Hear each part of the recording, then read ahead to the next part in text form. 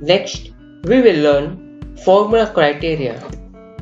This filters your Excel data if you only want to display records that meet the formula in the linked table. Add this formula in E2. This formula means that the value in B6 is more than 10,000.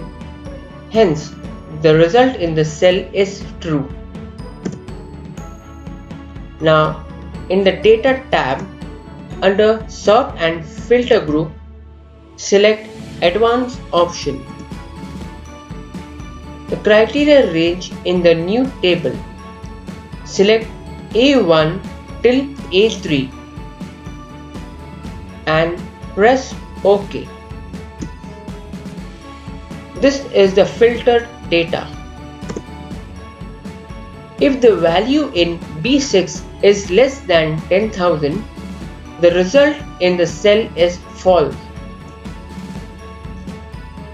The criteria range is the new table.